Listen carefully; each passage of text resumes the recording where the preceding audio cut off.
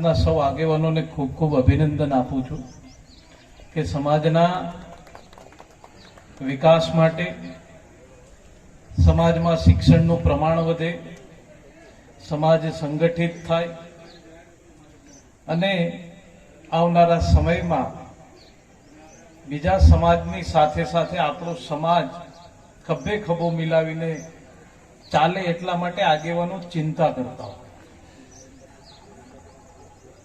અને વર્ષોથી સમાજના આગેવાનો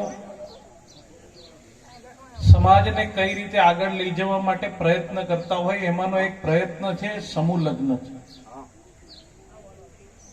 અને સમૂહ લગ્નમાં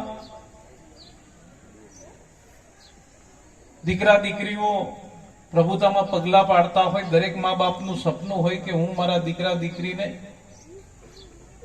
મારા ઘરે લગ્ન કરી અને એમણે પોતાના દીકરા દીકરીને પરણાવવાના સપના જોયા.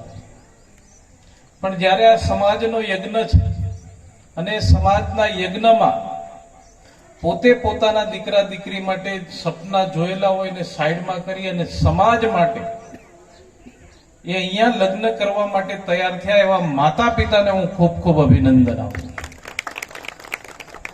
અને ખાસ કરીને જ્યારે આપણા સમાજની વાત આવતી હોય, શિક્ષણનું પ્રમાણ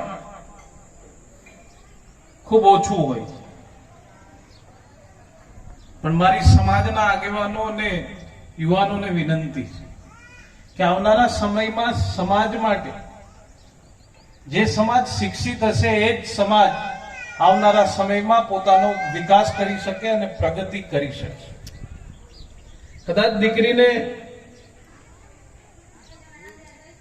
કદાચ દીકરીને આપણે કરિયાવર ઓછું આપીશું તો ચાલશે, પણ દીકરીને જો આપણે શિક્ષણ આપશું તો એ દુનિયાનું સૌથી મોટામાં મોટું કરિયાવર ગણાશે. અને એટલા માટે સમાજમાં જો દીકરીઓ ભણેલી હશે, અને આપણામાં કહેવત છે કે એક દીકરી બે કુળને તારતી હોય છે, અને આવનારા સમયમાં દીકરી શિક્ષિત હશે તો એ પોતે પોતાના દીકરાને શિક્ષણ આપી શકશે, અને દીકરાને શિક્ષણ આપશે તો એ સમાજમાં ઉપયોગી થશે.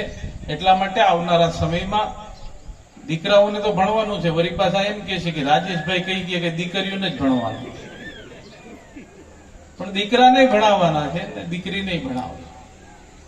આવનારા સમયમાં જ્યારે અહીંયા જે દીકરા દીકરીઓ આજે પોતાના લગ્ન જીવનની શરૂઆત કરી રહ્યા છે, ત્યારે ભગવાન સોમનાથ અને મા ભવાનીને પ્રાર્થના કરું છું કે એમનું લગ્ન જીવન સુખ શાંતિ અને સમૃદ્ધિમય રહે એવી ભગવાન સોમનાથ અને ભવાની માને પ્રાર્થના કરું છું. સાથે સાથે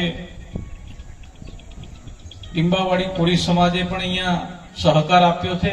એ તમામ આગેવાનોનો પણ હું ખૂબ ખૂબ આભાર માનું છું. આપ